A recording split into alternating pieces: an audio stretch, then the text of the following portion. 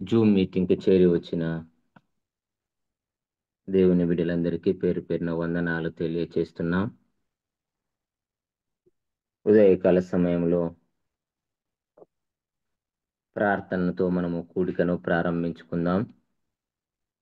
మొదటగా ఏరపరెడ్డన్న ప్రార్థన చేస్తారు. కూడికను ప్రారంభించుకుందాం. అనా ఏరపరెడ్డన ఓకే అన్న, వందనాలు. వందనాలన్న ప్రార్థన చేయండి.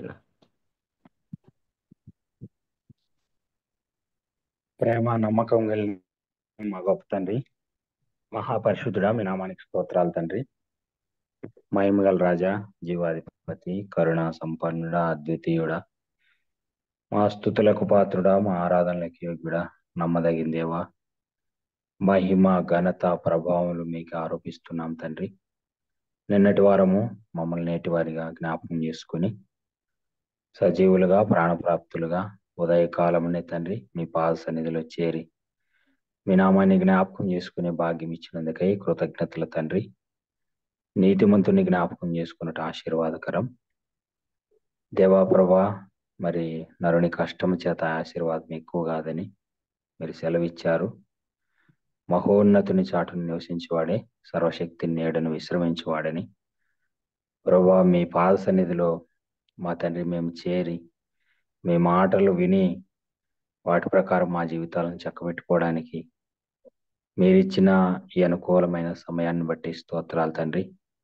ఈ ఉదయకాలమున మీ సన్నిధిలో చేరి మీ మాటలు ధ్యానిస్తూ మీ మాటలు విని తండ్రి మీ చిత్తానుసారంగా మా జీవితాలను సరిచేసుకోవడానికి సరిదిద్దుకోవడానికి మాకు ఇచ్చిన అవకాశాన్ని బట్టి స్తోత్రాలు ప్రభా. జూమ్ కాన్ఫరెన్స్ బట్టి స్తోత్రాలు తండ్రి. చేరి వచ్చిన మమ్మల్ని అందరినీ మీరు జ్ఞాపకం చేసుకోండి.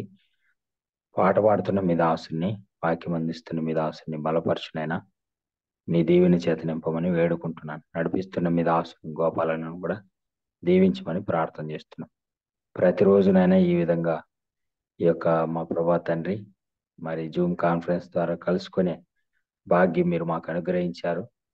అందు విషయమై మీ దాసుడు బర్నవాసన్న గారు నాయనా తండ్రి మరి తాను పరిచర్యలో భాగంగా ఈ యొక్క తండ్రి సాధనాన్ని కూడా మీ దాసునికి ఇచ్చిన ఆలోచనకై స్తోత్రాలు. ఈ పరిచర్య ద్వారా అనేక మంది తండ్రి మేము ప్రభా కలుసుకొని మా ప్రభా తండ్రి మీ మాటలు ధ్యానించి మీ మాటలు జ్ఞాపకం చేసుకునే భాగ్యం ఇచ్చినందుకు స్తోత్రాలు. బర్నవాసనను, కుటుంబాన్ని, స్థానిక సంఘాన్ని, పరిచర్యను మీరు దీవించి బలపరచమని ప్రార్థన చేస్తున్నాం. ఇంకా రావాల్సిన మా ప్రియులను మీరు త్వరగా నడిపించండి ప్రభా తండ్రి. మీ సన్నిధికి చేరి మీ మాటలు జ్ఞాపకం చేసుకునే భాగ్యం మాకు దయచేయమని వేడుకుంటున్నాను. మరి రాజరత్నమన్న గారు ఈ దినం వాక్యం అందిస్తుండగా మీ దాసుని కూడా దీవించమని ప్రార్థన చేస్తున్నాం. మీరే మహిమ ఘనత ప్రభావాలు పొందుకోమని మా ప్రభువును ప్రియరక్షకుడైన యేసుక్రీస్తు వారి పరిశుద్ధమైన నామమున ప్రార్థించి ప్రారంభించుకుంటున్నాము తండ్రి. ఆమెన్. ఆమేన్. వందనాలనా. ఇప్పుడు రూఫస్ అన్న ఒక పాట పాడి వినిపిస్తారు. నా రూఫస్ అన్న వందనాలనా. వందనాలు. ప్రభు నామన చేరొచ్చినటువంటి మార్నింగ్ కాన్ఫరెన్స్ కుటుంబ సభ్యులందరికీ నా యొక్క హృదయపూర్వకమైనటువంటి వందనాలు తెలియజేస్తున్నాను. క్రైస్తవ సునాద కీర్తన నుంచి 565వ పాట, దాని ముందు పుస్తకంలో 420వ పాట. పొంది తిని నేను ప్రభువాని నుండి ప్రతి శ్రేష్ఠ ఈవులన్ ఈ భువియందు. పొంది తిని నేను ప్రభువాని నుండి ప్రతి శ్రేష్ఠ ఈవులన్ ఈ భువియందు. జీవిత యాత్రలో సాగి వచ్చి తిని, జీవిత యాత్రలో సాగి వచ్చి తిని, ఇంతవరకు నాకు తోడై ఉండి, ఇంతవరకు నాకు తోడై ఉండి, ఎబినెచ్చరువై ఉన్నావో యేసు ప్రభువా, ఎబినెచ్చరువై ఉన్న ఓ యేసు ప్రభువా, నా రక్షణ కర్తవు నీవైతివి, నా రక్షణ కర్తవు నీవైతివి. పొంది తిని నేను ప్రభువాని నుండి ప్రతి శ్రేష్ఠ ఈవులన్ ఈ భువి యందు. కష్ట దుఃఖంబులు నాకు కలుగాగా నన్ను చేరదీసి ఓదార్చితివే. భయభీతి నిరాశలయందు నా ప్రభువా, భయభీతి నిరాశలయందు నా ప్రభువా, బహుగా ధైర్యంబు నాకొసగితివి, బహుగా ధైర్యంబు నాకొసగితివి. పొంది తిని నేను ప్రభువాని నుండి ప్రతి శ్రేష్ఠ ఈవులన్ ఈ భువి యందు. నీ ప్రేమ చేత ధన్యుడనైతిని, నీ ప్రేమ చేత ధన్యుడనైతిని. కృతజ్ఞతాస్తుతులు చెల్లించెదను, కృతజ్ఞతాస్తుతులు చెల్లించెదను. కష్ట పరీక్షలయందు నా ప్రభువా, కష్ట పరీక్షలయందు నా ప్రభువా, జయ జీవితము నాకు నేర్పించితివి, జయ జీవితము నాకు నేర్పించితివి. పొంది తిని నేను ప్రభువా నీ నుండి ప్రతి శ్రేష్ఠ ఈవులన్ ఈ భువి యందు. పొంది తిని నేను ప్రభువాని నుండి ప్రతి శ్రేష్ఠ ఈవులన్ ఈ భువి యందు. వందనాలన్నా.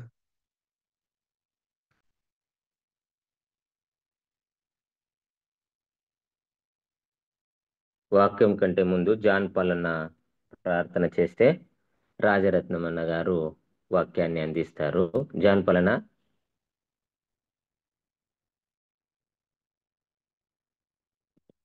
జాన్ పాలన.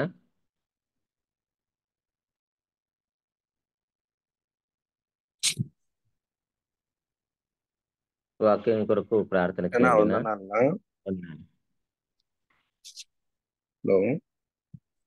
అన్నా చేయండి, వినపడుతుంది నేను. ప్రార్థన చేసుకుందామండి. దయగలిగిన మా తండ్రి, శాశ్వతమైన ప్రేమతో ప్రేమించిన మా యేసుక్రీస్తు ప్రభువా, ఎదుగో ప్రభువా, ఈ ఉదయకాల సమయకుల మందు నేను జ్ఞాపకం చేటుకొచ్చిన మా ప్రభువా, సమయాన్ని బట్టి ఎంతగానో మేము స్తుతిస్తున్నాం నాయన. ఇదిగో సెల్ కాన్ఫరెన్స్ విషయంలో బన్నబసం అనేక సమస్యల నుంచి నడిపిస్తున్న విధానాన్ని బట్టి స్తోత్రం నాయన. జ్ఞాపకం చేసుకునే నాయన, అన్న కుటుంబాన్ని, అన్న పరిచర్య మీరు జ్ఞాపకం చేసుకోండి. సెల్ కాన్ఫరెన్స్ లో ఉండే ప్రతి ఒక్కరిని జ్ఞాపకం చేసుకునే నాయన. మరి ముఖ్యంగా ఈ సమయకాలంలో ఇదిగో ప్రభావ మీ దాసుడు వాక్య పరిచర్లో వెళ్తుండగా జ్ఞాపకం చేసుకోండి. మాకు కావలసిన ఆత్మీయ మాటలు దయచేయండి నాయన. వాటిని నెమరు వేసుకొని ప్రభావ మా ఆత్మీయ జీవితంలో ఎదిగే బిడ్డలుగా దయచేస్తున్న ఆశిస్తున్నాం నాయన. అన్ని విషయాల్లో నీ పదలేదు మొదలుపెడుతుండగా, మీ కుడికను నీ పదలేదు మొదలుపెడుతుండగా దీవించి ఆశీర్వదిస్తాను ఆశిస్తూ మరొకసారి నీకు మొదలుపెడుతూ మా ప్రభు అయిన యేసుక్రీస్తు నామమున నడిచి పెట్టుకుంటున్నాం తండ్రి. ఆమేన్. వందనాలనా జాన్ పాలన. రూఫస్ అన్న ఒక 2 చరణాలైనా పర్వాలేదు పాడుతాను. ఓకే. అది క్రైస్తవ సునాద కీర్తన నుంచి 420 పాట. నీతో సమమెవరు, నీలా ప్రేమించేదెవరు, నీలా క్షమించేదెవరు యేసయ్యా. నీలా పాపికై ప్రాణం పెట్టిన వారెవరు, నీలా పాపికై ప్రాణం పెట్టిన వారెవరు. లోక బంగారము ధన ధాన్యం ఒక్క పోగేసిన నీతో సరితూగున లోక నదులన్నీ సర్వసంద్రములై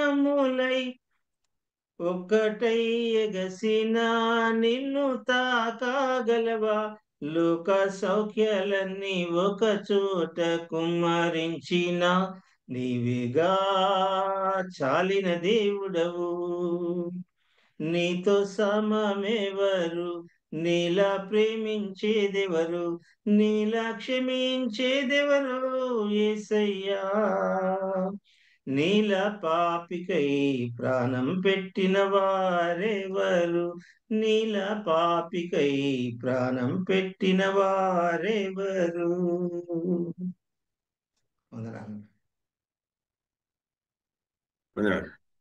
అన్న ప్రారంభించండి.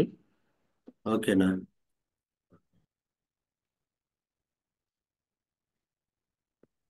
ప్రభునందు ప్రియులారా, ఈ ఉదయకాలము సెల్ కాన్ఫరెన్స్ ద్వారా దేవుని సన్నిధిని సమీపించటానికి, ఆయన నామ సంకీర్తన చేయటానికి, ఆయన దయగల వాక్కులు విని మేలు పొందటానికి దేవుడు మనకు అనుగ్రహిస్తున్న ఈ మంచి సమయాన్ని బట్టి దేవుని స్తుతిస్తున్నాం.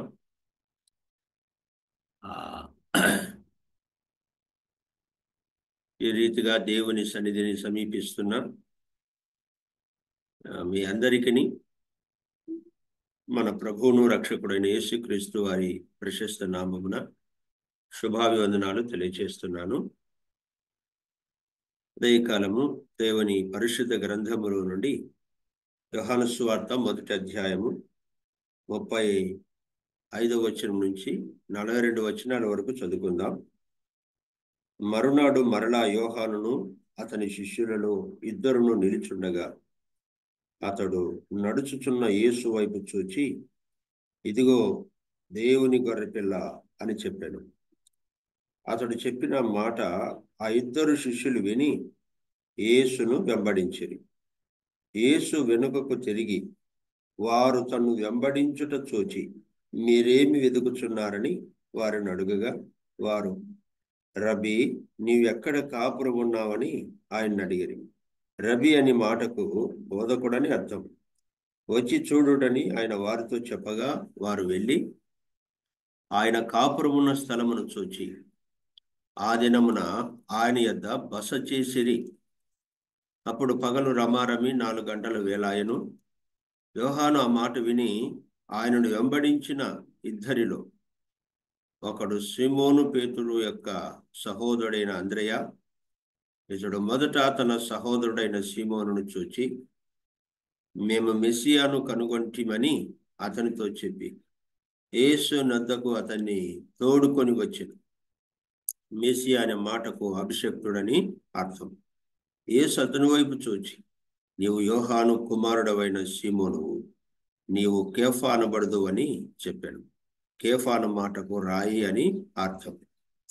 చదవబడిన ఈ వచనాలు ప్రభు మనందరి వినికిడిలో దీవించునుగాక.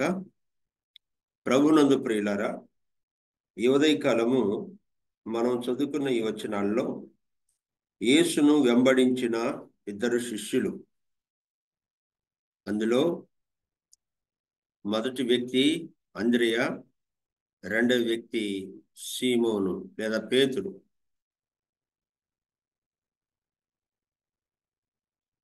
ఈ వచనాల్లో ముఖ్యంగా అంద్రెయ జీవితములో నుంచి కొన్ని ఆత్మీయమైన సత్యాలు జ్ఞాపకం చేయాలని ఇష్టపడుతున్నాను.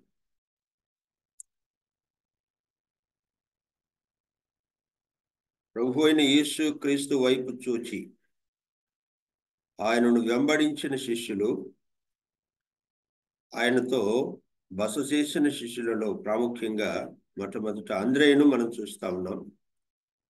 ప్రభువును వెంబడించిన వాడు, ప్రభువుతో బస చేసిన వాడు.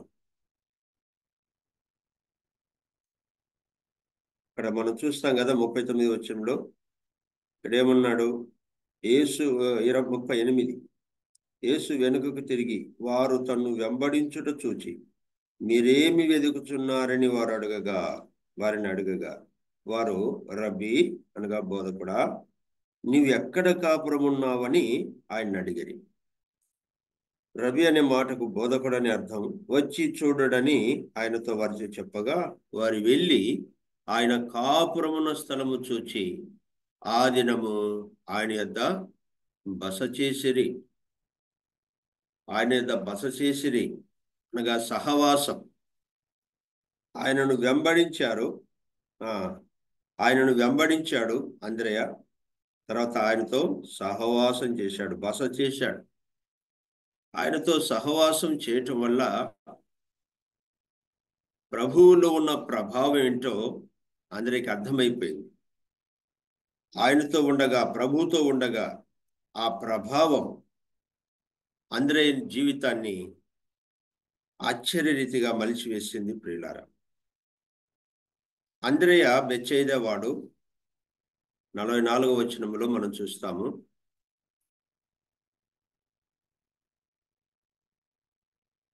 మెస్సియాను కనుగొన్న శిష్యుడు మొట్టమొదటిగా 41వ వచనంలో, ఇతడు మొదట తన సహోదరుడైన సీమోనును చూచి, మేము మెస్సియాను కనుగొంటిమని అతనితో చెప్పి యేసునొద్దకు అతని తోడుకొని వచ్చెను. మెస్సియా అనే మాటకు అభిషక్తుడని అర్థం. ఇక్కడ మొట్టమొదటిగా మెస్సియాను కనుగొన్న వ్యక్తి లేదా ప్రభువును కనుగొన్న వ్యక్తి అంద్రెయ. బెత్సయిదా వాడు. 38వ వచనంలో ఆయనను వెంబడించిన వ్యక్తి లేదా ఆయనను వెంబడించిన శిష్యుడు. వాస్తవంగా అంద్రెయ తర్వాత ఈ పేతురు వీళ్ళంతా యోహాను శిష్యులు. వీరు మొదట యోహాను శిష్యులు.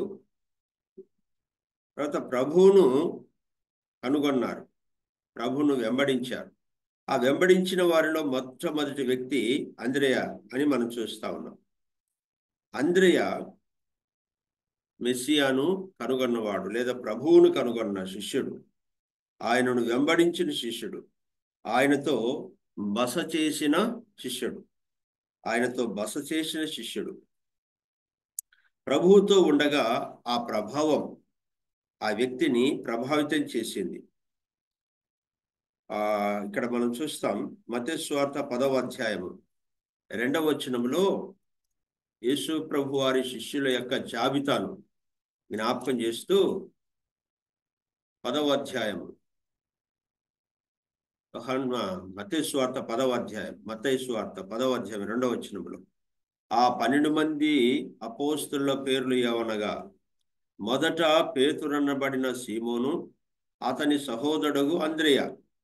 ఇక్కడ గమనిస్తామా, యేసు ప్రభు వారి శిష్యులలో వాస్తవంగా పేతురు కంటే మొదట ప్రభువును వెంబడించిన వాడు అంద్రెయ కదా. అయితే అంద్రెయ పేరుకు ముందు పేతురు కనబడతా ఉన్నాడు. పేతురు అనబడిన సీమోను, అతని సహోదరుడు అంద్రెయ అని మనం చూస్తా ఉన్నాం. వాస్తవంగా మొట్టమొదట అంద్రెయ ప్రభువును కనుగొన్నాడు. ఆ తర్వాత తన సహోదరుడైన పేతురును ప్రభు యొద్దకు నడిపించాడు. ఇందులో మనము గమనించవలసింది ఏంటంటే,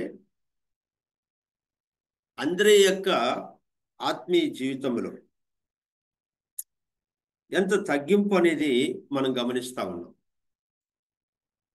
మొదట నేను కదా ప్రభువును కనుగొన్నది, మొదట నేను కదా పేతురును నడిపించింది.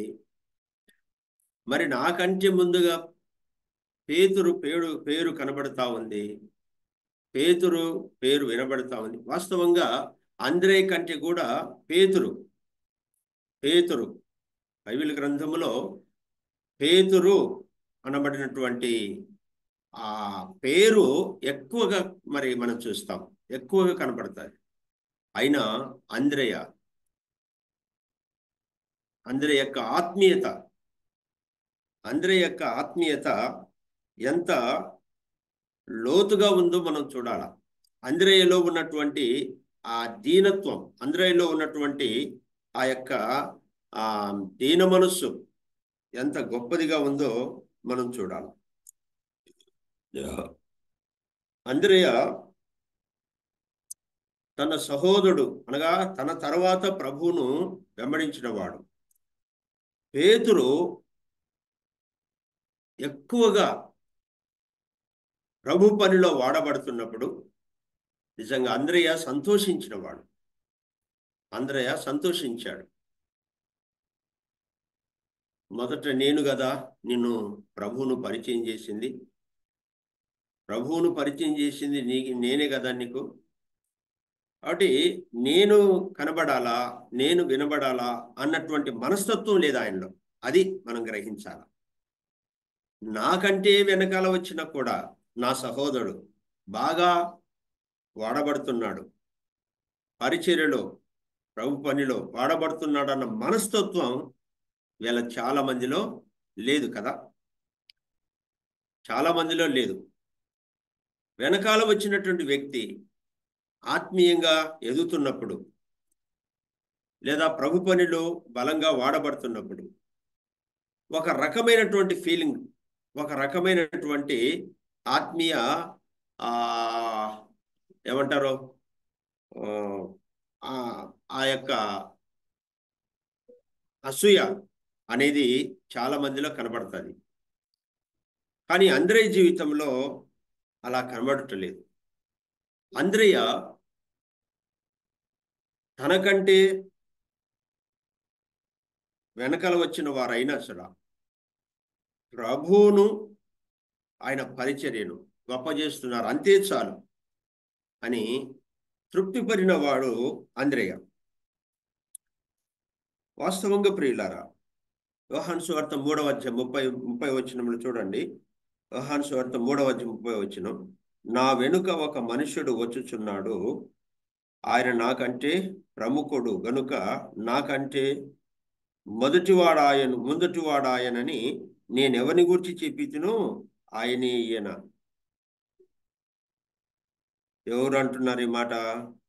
బాప్తిస్మిచ్చి యోహాను ప్రభువును గూర్చి ఈ మాట పలుకుతున్నాడు.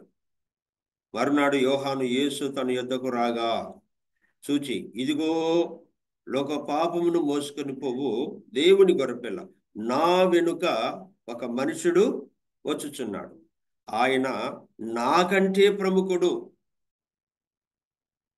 వాస్తవంగా యోహాను ఏమనుకోవాలా?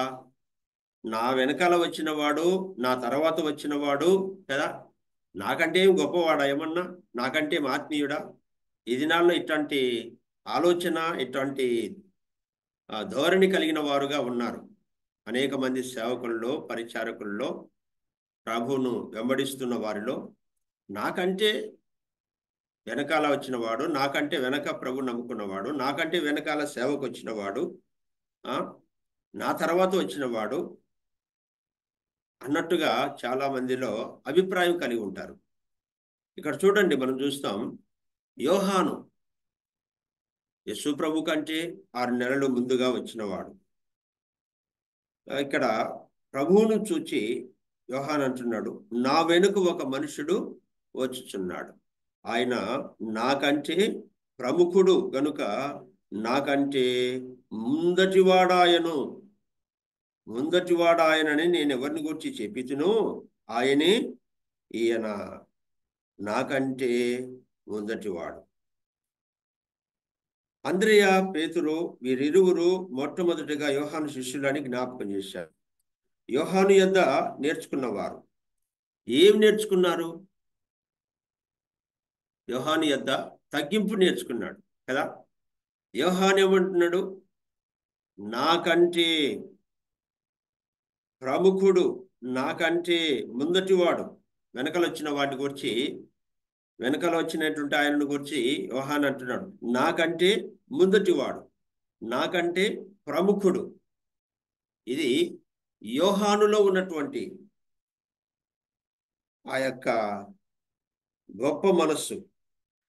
ప్రియులారా, యోహానులో ఉన్నటువంటి ఆ తగ్గింపు అనుభవం, యోహానును వెంబడించినటువంటి శిష్యుడు అంద్రెయలో మనం చూస్తా ఉన్నాం. మొదట యోహాను శిష్యులని జ్ఞాపకం చేశాను కదా. యోహానును వెంబడించిన శిష్యులు వీళ్ళంతా ఈ తగ్గింపు అనేది మొదట యోహానులో మనం చూస్తా ఉన్నాం. ఈ అనుభవం, ఈ తగ్గింపు అనుభవం అనేది ప్రియులారా మనం చూస్తాం. మోషేతో అన్నాడు కదా దేవుడు, మోషే నీవు కనాను వెళ్ళలేవు అన్నాడు.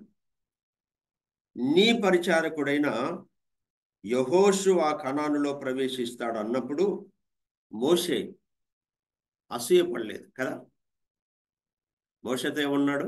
మోషే నీవు కనానులో ప్రవేశించలేవు, అయితే నీ పరిచారకుడు ఉన్నాడే, నీ ఎదుట నీ ముందర పరిచయం చేసేవాడు ఉన్నాడే, నీ వెనకాల వచ్చిన వాడు ఉన్నాడే, అతడే ప్రవేశిస్తాడు అన్నప్పుడు మోషే అనాల, ఏంటి ప్రభువా, యెహోషువ మొన్నటివాడు కదా, నిన్నటివాడు మొన్నటివాడు యెహోషువ, నాకంటే చిన్నవాడు, నాకంటే వెనకాల వచ్చినవాడు, మరేంటి ప్రభువా, నాకంటే వెనుకల వచ్చినటువంటి మరి యెహోషువనే కనానులో ప్రవేశిస్తే మరి నా సంగతి ఏంటి అని చెప్పని వాస్తవంగా అనాల. కానీ మోషే అలా అనలేదు. మోషే అలా అనలేదు ప్రియులారా. అసూయపడలేదు మోషే, సంతోషించాడు. ఆత్మీయుల యొక్క అనుభవం, ఆత్మీయుల యొక్క అనుభవం మనం చూస్తాం. అంద్రెయ తనకంటే వెనకల వచ్చినటువంటి పేతురును చూసి అసూయపడలేదు, సంతోషించాడు, ఆనందించాడు. ఇది ఆత్మీయ జీవితంలో గొప్ప అనుభవం. ఇది గొప్ప అనుభవం. యోహాను సువార్త 14వ అధ్యాయము 12వ వచనంలో, యోహాను సువార్త 14వ అధ్యాయం 12వ వచనంలో మనం చూస్తే, నా యందు విశ్వాసముంచువాడు నాకంటే గొప్ప క్రియలు చేయును. ప్రభు చెప్పిన మాట అండి ఇది. నా యందు విశ్వసించిన వాడు నాకంటే ప్రభు మనసు చూడండి, నాకంటే గొప్ప క్రియలు చేస్తాడు, గొప్ప క్రియలు చేస్తాడు. అందరి జీవితంలో ఈ ఆత్మీయ అనుభవం మనం గమనించినప్పుడు, మొదట యోహాను శిష్యుడు యోహానులో ఆ తగ్గింపు అనేది గమనించాడు, ఆ ప్రభావం పనిచేసింది. అంత మాత్రమే కాదు, ప్రభువును వెంబడించిన తర్వాత ఇంకా ప్రభువులో ఉన్నటువంటి తగ్గింపు ఇంకా ఎంత గొప్పదో. యోహాను కంటే యేసు ప్రభు ఎంతగా తగ్గించుకున్నాడో ప్రియులారా. యోహాను యొద్ద నేర్చుకున్న దానికంటే యేసు ప్రభు వారి యొద్ద నేర్చుకున్న ఆత్మీయ అనుభవం ఇంకెంతో గొప్పదిగా మనం చూస్తాం. ప్రభు అంటాడు, నా యందు విశ్వసించువాడు నాకంటే గొప్ప కార్యాలు చేస్తాడు, నాకంటే గొప్ప. ప్రభు యొక్క మనసు చూడండి, ప్రభు యొక్క తగ్గింపు మనసు మనం చూస్తా ఉన్నాం. అంద్రెయ పేతురును లేకపోతే తన సహోదరుడిని ప్రభు యొద్దకు నడిపించిన వాడుగా మనం చూస్తా ఉన్నాం. 41వ వచనంలో, యోహాను సువార్త 1వ అధ్యాయం 41వ వచనంలో, ఇతడు మొదట తన సహోదరుడైన సీమోనును చూచి మేము మెస్సియాను కనుగొంటిమని అతనితో చెప్పి యేసునొద్దకు అతని తోడుకొని వచ్చెను. అంద్రెయ జీవితంలో ఉన్నటువంటి లేదా అంద్రెయ మనస్సులో ఉన్నటువంటి ఆ తృష్ణ, నేను ప్రభువును వెంబడించాను, నా సహోదరుడు కూడా ఆయనను వెంబడించాలి, ప్రభు యొద్దకు తీసుకొని రావాలన్న ఆ తృష్ణ అంద్రెయలో మనం చూస్తా ఉన్నాం. ఒక వ్యక్తినైనా ప్రభు యొద్దకు నడిపించాలన్న ఆ తృష్ణ, ప్రభువు కొరకైన ఆ తృష్ణ, ప్రభువు కొరకైన ఆ కోరిక. ప్రభువు నన్ను రక్షించాడు, నా ద్వారా కొందరైనా ప్రభు యొద్దకు రావాలా, ప్రభు యొద్దకు. ఇది ఆత్మీయుల జీవితంలో ఉన్న అనుభవం. ప్రభువును బ్రతికించాడు, అనేకులను ప్రభు యొద్దకు నడిపించాల,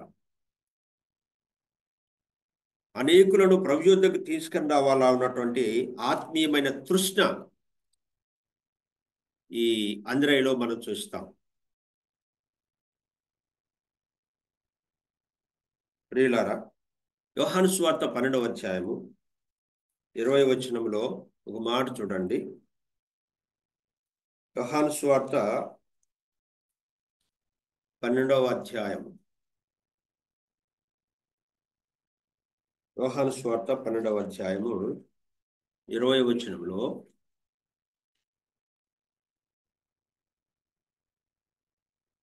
ఆ పండుగలో ఆరాధింపవచ్చిన వారిలో కొందరు గ్రీసు దేశస్థులు ఉండిరి.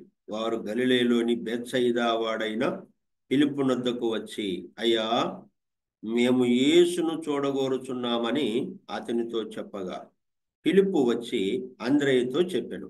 అంద్రయ్య ఫిలిప్పును వచ్చి యేసుతో, అంద్రయ్యు ఫిలిప్పును వచ్చి యేసుతో చెప్పారు.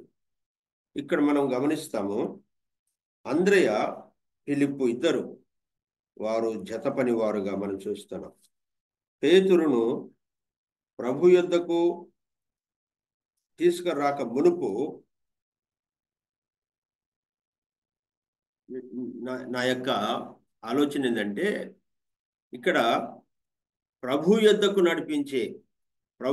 నడిపిస్తున్నటువంటి ఆ యొక్క ఆత్మీయమైన తృష్ణ, ప్రభు యొద్దకు నడిపించాలా, మరొకరిని ప్రభు యొద్దకు నడిపించాలా, ఇంకొకరిని ప్రభు యొద్దకు నడిపించాలా, ఇంకొకరిని ప్రభు యొక్క ప్రేమ వారికి అర్థమయ్యేటట్టు చేయాలా, ప్రభు యొక్క ప్రేమ, ప్రభు యొక్క దయ,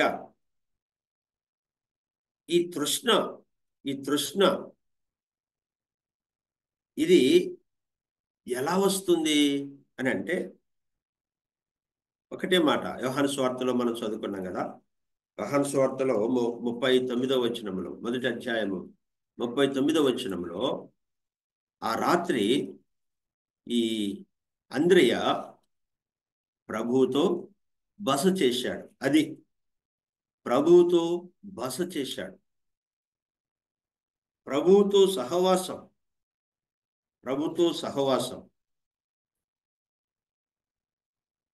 అనగా ప్రభు సన్నిధిలో గడుపుట, ప్రభు సన్నిధిలో ప్రార్థించుట. ఎప్పుడైతే మనం ప్రభువుతో ఎక్కువగా సహవాసం చేస్తామో, ఆ ప్రభువులో ఉన్నటువంటి ఆ ప్రేమ, ప్రభువులో ఉన్న దయ, ప్రభువులో ఉన్నటువంటి ఆ యొక్క గొప్ప మనస్సు ప్రభావితం చేయబడుతుంది. ప్రభుతో సహవాసం, ప్రభు సన్నిధిలో సహవాసం.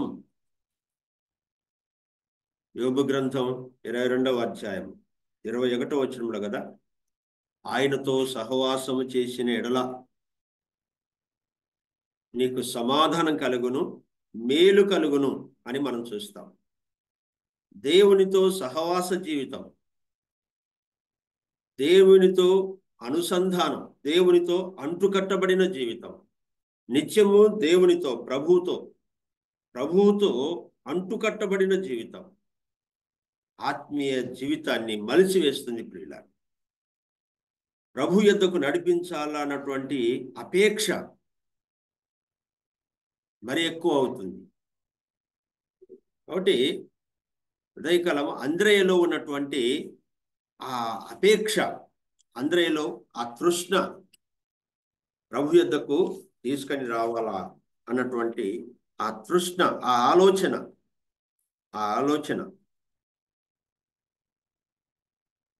మనం చూస్తా ఉన్నాం. మొదట తన సహోదరుని తీసుకొని వచ్చాడు. గమనించాలి, ఇక్కడ అంద్రయ్య మొదట తన సహోదరుని తీసుకొని వచ్చాడు. అంటే మొదట తన ఇంటివారు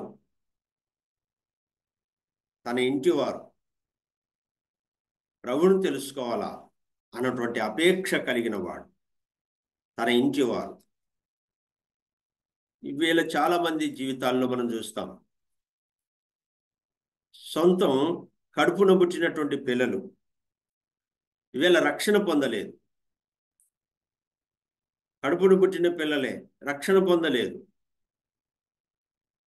వారి జీవితాలు మనం ఆలోచించినప్పుడు చెల్లాచెదురైపోతున్నాయి. ఓ తండ్రిగా, ఆత్మీయమైన తండ్రిగా తన పిల్లలను, తన ఇంటి వారిని ప్రభు యొద్దకు నడిపించాలా అన్నటువంటి తృష్ణ, ఆ అపేక్ష చాలా మందిలో కనబడకపోవుట విచారకరం. నా ఇంటి వారు, యెహోషువను అడుగు, నేను నా ఇంటి వారు. మొదట మనం, తర్వాత మన ఇంటి వారు. మొదట నేను, తర్వాత నా ఇంటి వారు. మొదట మనము, మన పిల్లలు. మొదట మనం, మన పిల్లలు. దావీదు అన్నాడు కదా, నేను నా కుటుంబం. సమూయేలు 2వ గ్రంథం 9వ అధ్యాయము 29వ వచనం. నేను నా కుటుంబం నిత్యము నీ సన్నిధిలో ఉండాలా. ఆ ఆశీర్వాదం నాకు కావాలా, ఆ దీవెన నాకు కావాలా అని కోరుకున్నవాడు దావీదు. నిత్యము నీ సన్నిధిలో ఉంటే అంతే చాలు అనుకున్నాడు. నీ సన్నిధి దీవెన, నీ సన్నిధి ఆశీర్వాదం మాకుంటే చాలు. ప్రియులారా, ప్రభువుతో సహవాసం, ప్రభుతో గడుపుట, నిజంగా ఇది ఎంత మంచి అనుభవము. యెషయా గ్రంథములో ప్రవక్త అయిన యెషయా కూడా ఏమంటాడంటే, చూడండి, యెషయా గ్రంథం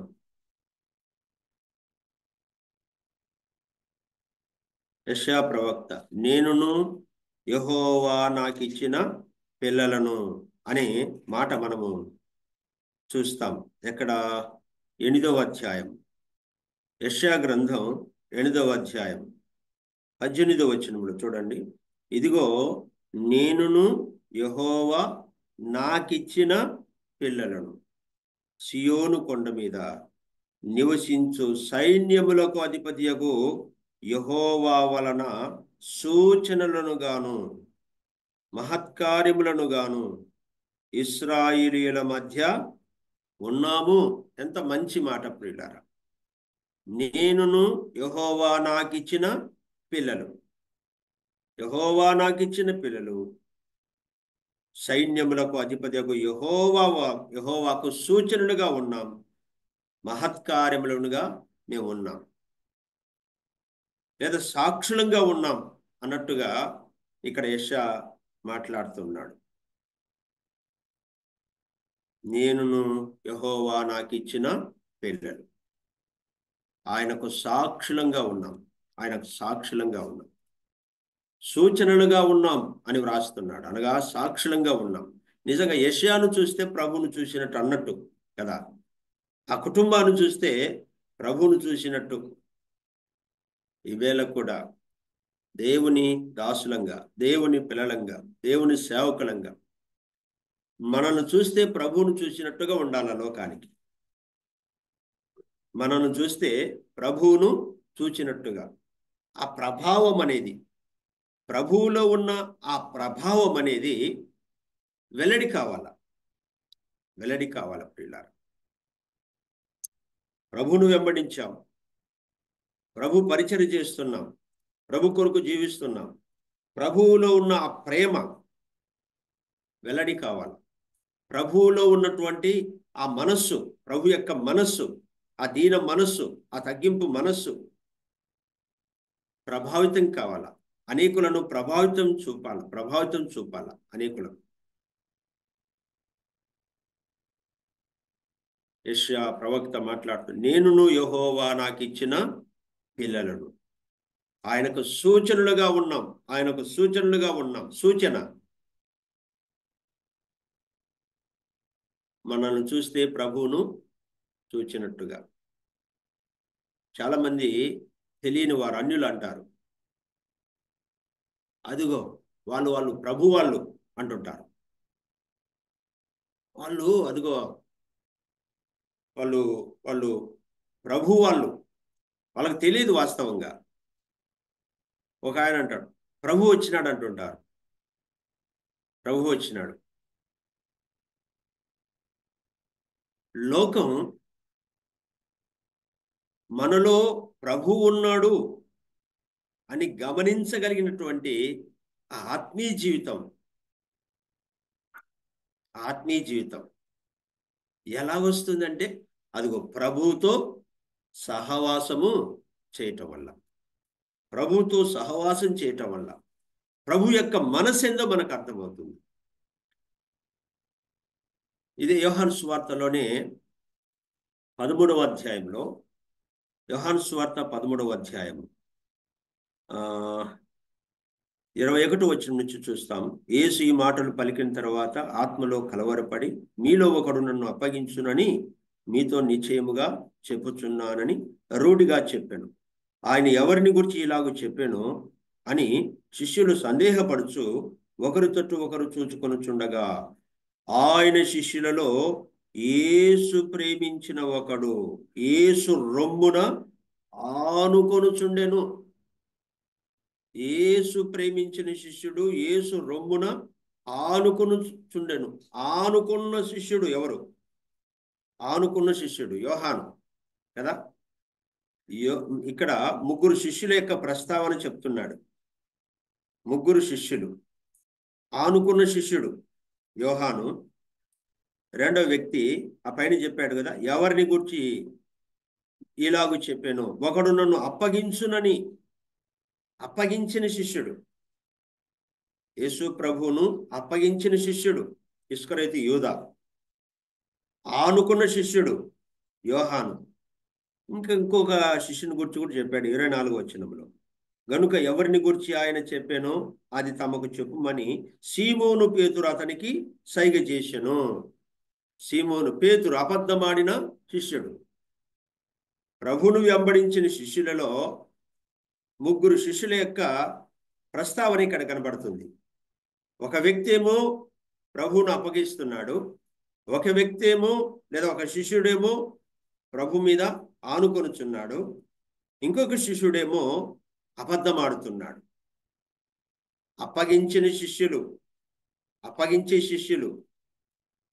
అమ్ముకొని శిష్యులు ప్రభును అమ్మివేసినట్టుగా కనబడుతోంది. ఇవేళ చూస్తా ఉన్నాం ఎంతో ప్రియులారా. ఈ జాబితాలో నిజంగా ఆనుకున్న శిష్యుడు యోహాను. ప్రభువును ఆనుకునుట ద్వారా నా యొక్క ఉద్దేశం ఏంటంటే, అంద్రియ సహవాసం చేశాడు, అంటే బస చేశాడు, ప్రభువుతో బస చేశాడు. ఆ రాత్రి ప్రభువుతో బస చేశాడు. ప్రభువుతో బస చేయగా లేదా ప్రభువుతో సహవాసం చేయగా ఆ ప్రభావం అంద్రియలో ప్రభావితం చేసింది. యేసు ప్రభు శిష్యుడు యోహాను కూడా ఆనుకున్నాడు. ప్రభు మీద ఆనుకున్నందున ఆయనలో ఉన్నటువంటి ఆలోచనలు లేదా ప్రభువులో ఉన్న ఆ ఆలోచనలు వెల్లడి చేయబడ్డాయి. ప్రభు యొక్క మనస్సు నిజంగా యోహానును ప్రభావితం చేసింది. ప్రకటన గ్రంథంలో మనం చూస్తాం. ప్రకటన గ్రంథంలో మరి ఈ యోహాను, ఆనుకున్న యోహాను, ప్రభు మీద ఆనుకున్న యోహాను ప్రభువును ఆనుకొని ఉండగా ప్రభు తన మనసులో ఉన్నట ఆ ఆలోచనలన్నీ కూడా యోహానుకు వెల్లడి చేస్తా ఉన్నాడు. యోహానుకు వెల్లడి చేశాడు. రాబోచున్న సంగతులు లేదా సంభవింపబోయే సంగతులు లేదా ముందుగా జరగబోయే సంగతులు అన్నీ కూడా యోహానుకు వెల్లడి చేయబడుతున్నాయి. ఆత్మవశుడునై ఉండగా అని చెప్పాడు. ఏది 9వ వచనంలో మీ సహోదరుడును యేసుని బట్టు కలుగు శ్రమలోను రాజ్యములోను సహనములోను పాలివాడునైన యోహానును నేను దేవుని వాక్యం నిమిత్తమును యేసును గుర్చిన సాక్ష్యం నిమిత్తమును పద్మాసు దీపమున పరవాసినైతిని ప్రభు దినమందు ఆత్మవశుడనై ఉండగా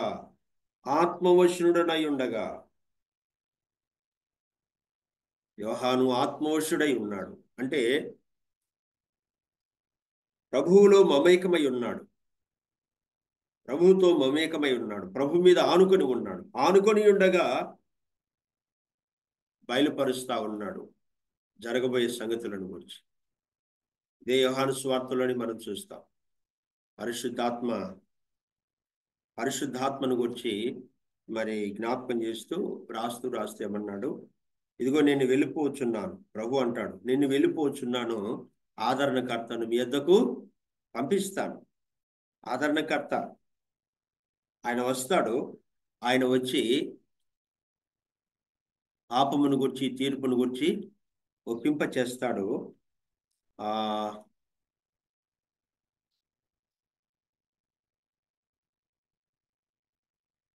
తర్వాత ఒక మాట అన్నాడు, సంభవింపబోయే సంగతులు ఆయన బయలుపరుస్తాడు అనే మాట.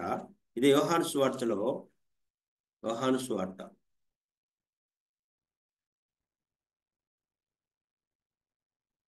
16వ అధ్యాయము, యోహాను సువార్త 16వ అధ్యాయం 16వ అధ్యాయంలో 8వ వచనం, ఆయన వచ్చి పాపమును గుర్చియు, నీతిని గుర్చియు, తీర్పును గుర్చియు లోకమును ఒప్పుకొని చేయును. తరువాత 13వ వచనం, అయితే ఆయన అనగా సత్యస్వరూపి అయిన ఆత్మ వచ్చినప్పుడు మిమ్మల్ని సర్వసత్యములోనికి నడిపించు. ఆయన తనంతట తాను ఏమీ బోధింపక వేటిని వినునో వాటిని బోధించి సంభవింపబో సంగతులను మీకు తెలియచేయును.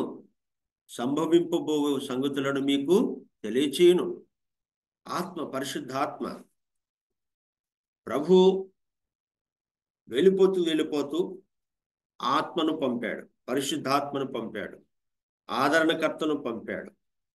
ఆ ఆదరణకర్త మనతో ఉన్నాడు, మనలో ఉన్నాడు.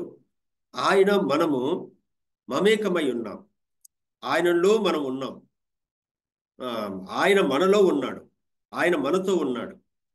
ఆదరణకర్త అయిన దేవుడు, ప్రియులారా, తండ్రి అయిన దేవుడు, కుమారుడైన దేవుడు, ఆదరణకర్త అయిన దేవుడు ప్రభువే, ఎవరో కాదు. ఇంకా ఆ ప్రభు మనలో ఉన్నాడు, ప్రభు మనతో ఉన్నాడు, మనతో ఉన్నాడు. అది ప్రజలకి అర్థం కావాల, మనలో ఉన్న ప్రభు ఆ ప్రేమ, ఆ క్షమా గుణం, ఆ సహనం, ఆ కనికరము అది ప్రభావితం చేయబడాల, ప్రజలను ప్రభావితం చేయబడాల. అది ఎప్పుడు జరుగుతుందంటే ఆయన మీద ఆనుకున్నప్పుడు.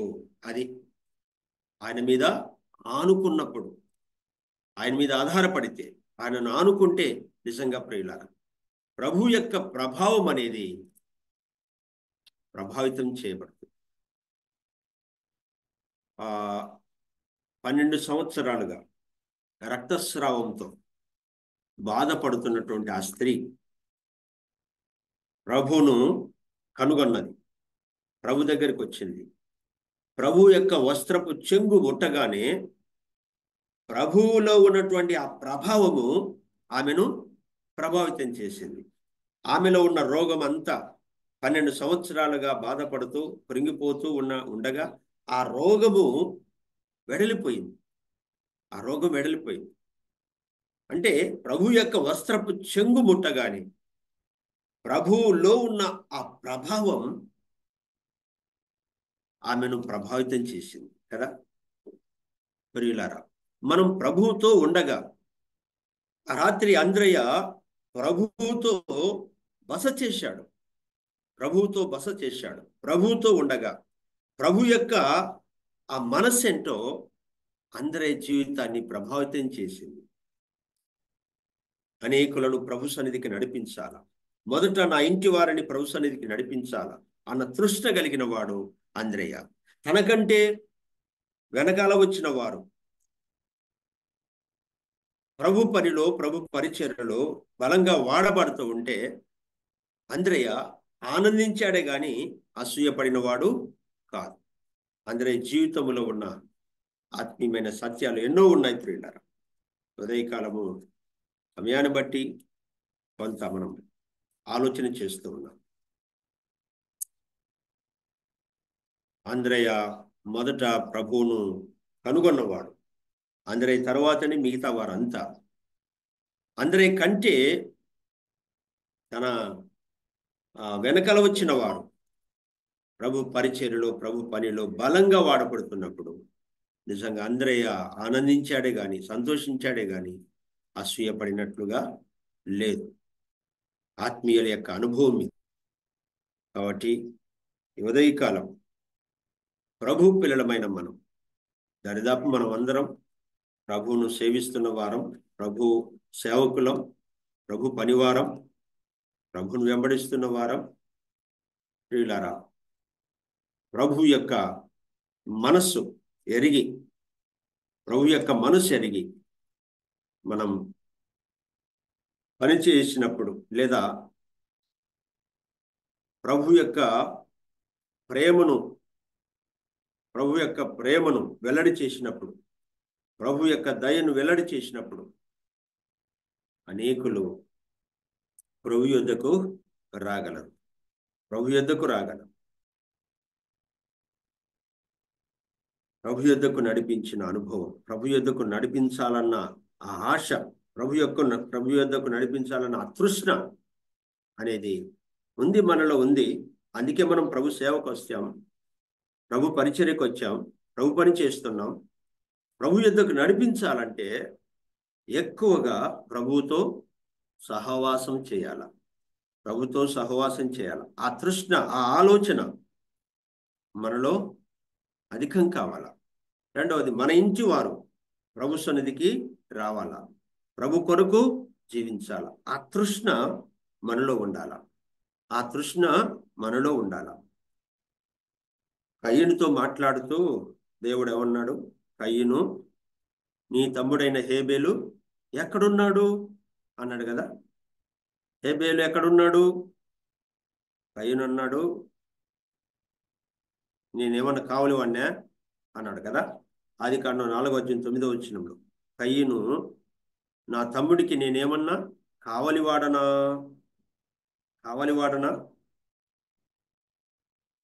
అవును, నిజమే, నువ్వు కావలివాడవే అన్నట్టుగా ప్రభు నీ తమ్ముని గుర్చినటువంటి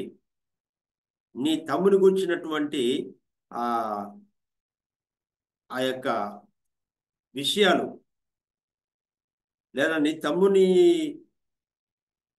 తమ్ముని యొక్క పరిస్థితులు, లేదా నీ తమ్ముని యొక్క ఆలోచనలన్నీ కూడా, లేదా నిజంగా నీవు ఎరగకపోతే ఇంకెవరు ఎరిగి ఉంటారు?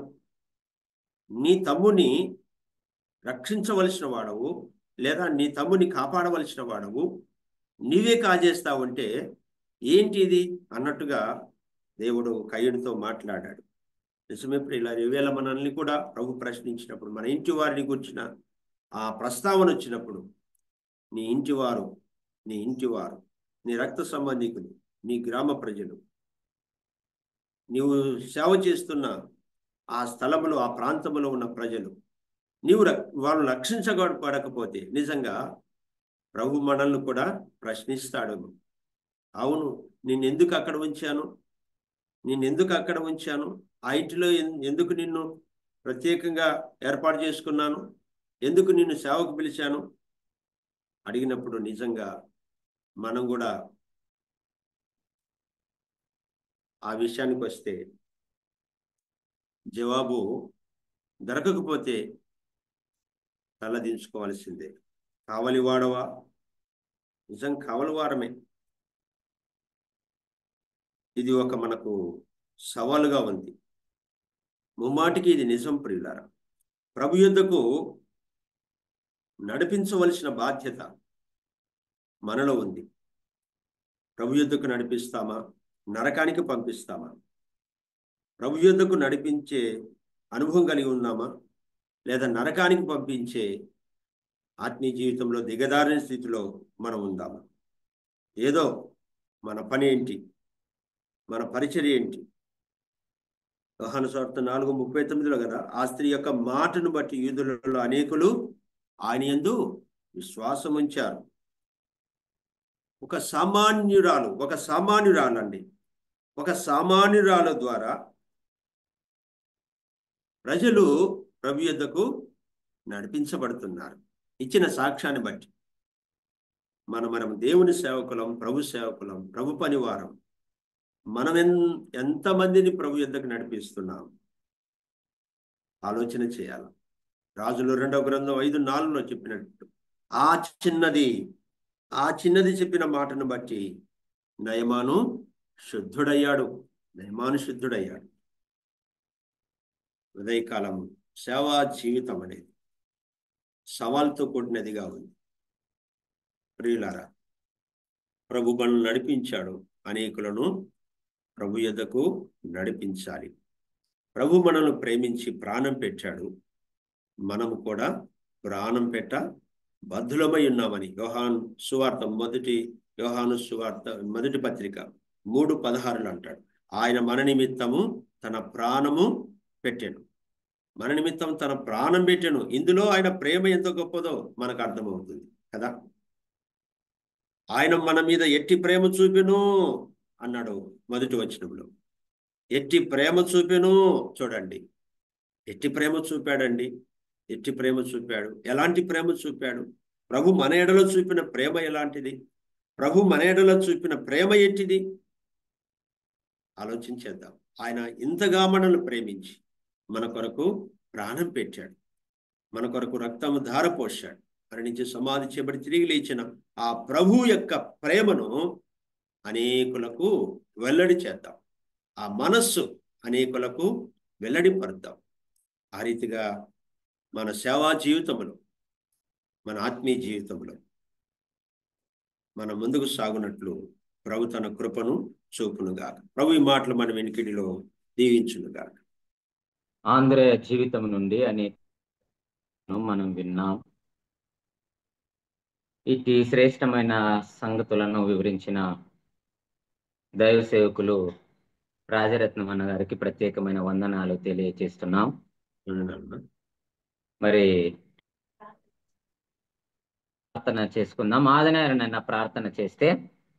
రాజా, ప్రభులకు ప్రభు నీకు స్తోత్రాలు. మా జీవితంలో మరొక నూతన దినాన్ని మాకు అనుగ్రహించి ఉదయకాల వేళ సమయంలో నీ పాదాల చెంత చేరి మీ మాటలు వినగలిగే గొప్ప ధన్యతను మాకు ఇచ్చిన వందనాలు. మీ దాసులను రాజరత్నం గారు నిలబెట్టి ఈ దినమున ఉదయకాల వేళ సమయంలో మీరు మాతో మాట్లాడినందుకు వందనాలు నాయనా. ఆంధ్రేయ జీవితాన్ని మా ముందుకు తీసుకొని వచ్చాడు అయ్యా. తను మొట్టమొదటిగా యశు ప్రభు దగ్గరకు వచ్చాడు. ఆత్మీయ జీవితంలో ఎదుగుదలకు మేము సహకరించేవారుగా ఉండాలి తప్ప వారి పట్ల ద్వేషాలు పెంచుకునే వారంగా వండుకోకుండా ఉండాలని చక్కటి పాఠం మాకు నేర్పినందుకు నీకు వందనాలైనా స్తోత్రాలు చెల్లిస్తున్నాం. అందులో ఏ విధంగా తన కుటుంబీకులందరూ రక్షణ పొందాలని ఆశపడి నడిపించాడు. అలాగనైనా మరి తండ్రి మేము కూడా మరి తండ్రి మీ ఒక ఇంటిలో ఒకరు రక్షింపడితే తన కుటుంబం అంతా రక్షించబడితే సెలవు ఇచ్చినట్టు అయ్యా, ప్రతి ఇంటిలో ఒకరు రక్షింపడితే సారు వారి ద్వారా, వారి ప్రవర్తన ద్వారా ఇళ్ళంతా కూడా ఇంట్లో ఉన్న వారందరూ రక్షింపబడాలా. అటువంటి ప్రవర్తన మేము కలిగి జీవించినట్టు సహాయం తెచ్చండి. మీ దాసుని వాక్యం అందించిన మీ దాసుని ఇంకా బలపరచండి, స్థిరపరచండి. కుటుంబాన్ని, సంఘాన్ని వర్ధిల్ల చేయమని అడుగుకొని ప్రార్థిస్తున్నాం. అలాగే నడిపిస్తున్న సదరు గోపాల బ్రదర్ని బట్టి నేను భారం వహిస్తున్న బర్ణవాసు గారిని బట్టి వందనాలు. చేరువచ్చిన ప్రియులందరినీ బట్టి వందనాలైనా స్తోత్రాలు. విన్నటువంటి మాటలు మా హృదయాల్లో భద్రపరుచుకొని పదిలపరుచుకొని ఆ ప్రకారంగా జీవించడానికి మీ కృపను మా పట్ల విస్తరింపజేయమని మమ్మల్ని మేము తగ్గించుకుంటూ మిమ్మల్ని హెచ్చించుకుంటూ మా ప్రాణప్రియుడు, రక్షకుడు, విమోచకుడు, సజీవుడైన యేసు ప్రభువుల వారి పరిశుద్ధమైన నామాన్ని బట్టి స్తుతించి ప్రార్థించి దీన మనసు అడిగి వేడుకొని పొంది ఉంటున్నాము తండ్రి. ఆమేన్. వందనాలు. అదనన్నా మరి సమయాన్ని బర్నబాస్ అన్నకు అప్పచెప్దాం. అన్న బర్నబాస్ అన్న. ఓ టు బర్నబాస్.